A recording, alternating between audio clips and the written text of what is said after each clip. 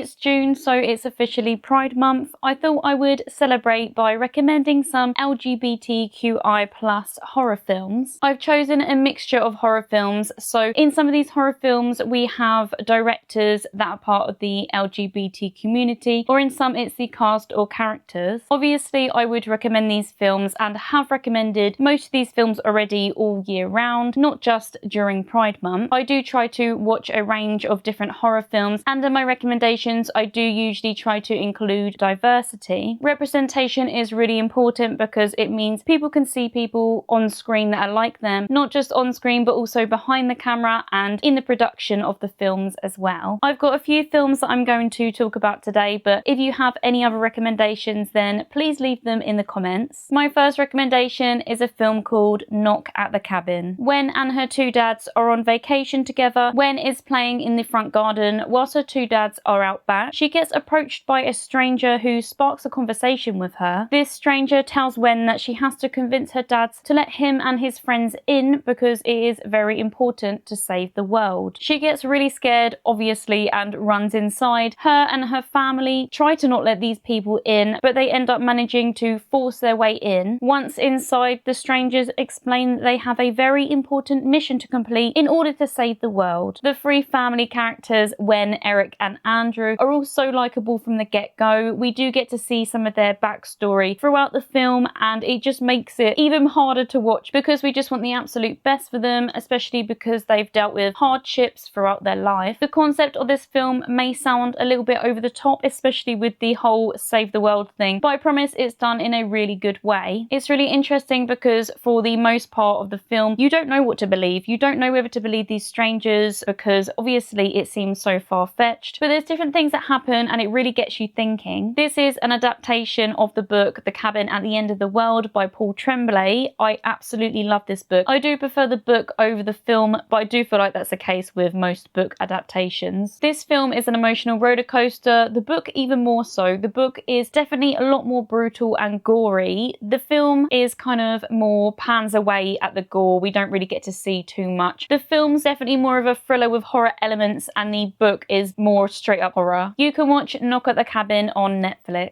Next is a film called Hypochondriac. This is a film that I have recently included in another video, but it is definitely fitting to talk about today, especially because the writer and director Addison Hyman has said that his goal in filmmaking is to show more queer characters in genre cinema. So in Hypochondriac we follow a man who works as a potter and he begins to lose function in his arms, obviously making his job really hard and then almost impossible to do. He's really struggling physically and then mentally when he's haunted by a manifestation of his childhood trauma. I've said this before, but Hypochondriac really reminds me of the films Donnie Darko and Possum if they came together and had a queer baby. We follow a gay couple as one of them is really struggling with trauma that he had when he was a child, in turn causing their relationship to struggle. This physical manifestation kind of looks like a wolf. It is absolutely terrifying. There is some jump scares including it that definitely got to me. It has a super creepy and eerie feeling throughout. It's also quite a sad film because obviously, like I said, it's about trauma, a struggling relationship, and we just watch these characters' lives go downhill. It is honestly heartbreaking at times. It's definitely not for the faint of heart because it is disturbing and gut-wrenching. It is an incredible film though, so I would definitely recommend this, but definitely look up trigger warnings first. It's probably one of the best portrayals of trauma that I've seen in a film. It's very relatable and I feel like a lot of people will be able to relate in different ways with the main character's Will's trauma that he dealt with when he was a child, and now he brings it alongside him as an adult and it's just completely changed everything in his life, his relationship, his job, his sense of who he is, and it's making him become somebody that he would never want to be. I actually only found this film a few months ago and it is streaming on Shudder. After that sad recommendation, I'm going to move on to a horror comedy, and the film I'm going to talk about is Bodies, Bodies, Bodies. Bea and her girlfriend Sophie travel to their friend's impressive estate for a wild party get-together. When the party is getting started, they decide to play a game called Bodies, Bodies, Bodies. It's very similar to Manhunt. They all go and hide, but before they hide, they all pull a paper out and it's like at random if they are a killer or they're a victim. All the victims basically have to try and run and hide from the killers. If the killer can find them, they can fake kill them, and then then if another victim comes across them, they shout bodies, bodies, bodies. Everybody comes and they all kind of work together to try and solve out the mystery, to try and figure out who it is. But the problem is when they start playing, real bodies start turning up. This is a very modernized slasher. It's very funny. It's funny in the dialogue. The characters are so cringy, but it's obviously purposely meant to be like that. None of the characters are really that likable. They're either stuck up or selfish or just not the nicest of people. They are just a bunch of teenagers. They're kind of obsessed with their phones, with TikTok and stuff like that, and all talk about each other behind each other's backs. It's probably one of the funnest times that I've had at the cinema because of how funny it was, especially the ending. The ending is just absolutely brilliant. It was so unexpected. It is kind of a whodunit, so you can guess as you watch along, but don't look this one up too much because I wouldn't want you to spoil it for yourself if you haven't already seen it. You can rent or buy Bodies, Bodies, Bodies on Prime Video. Next, I'm going to talk about Hellraiser, the first one, but also maybe just the franchise as a whole. This franchise revolves around a puzzle box that once opened summons Cenobites that are creatures that enjoy inflicting pain and suffering. There is so much more to this franchise, of course, but it does mainly center around this box. There are lots of different things happening in each of the films. There are quite a lot of films in this franchise, and like a lot of horror franchises, as the films go on, they kind of go a little bit off path. Some of them get a bit wackier. One of my favorites in particular is